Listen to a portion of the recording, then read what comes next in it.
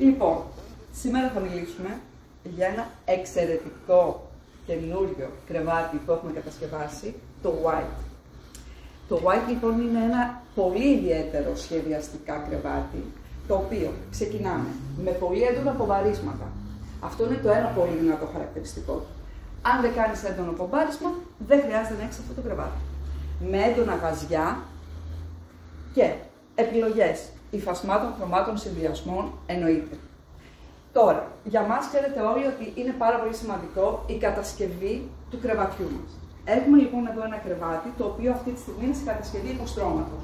Με τα πομπαρίσματα που συνεχίζουμε κάτω κτλ. Το υπόστρωμα σημαίνει ότι είναι μια βάση που δεν έχει πουθενά ενώσεις. Πάρα πολύ σημαντικό.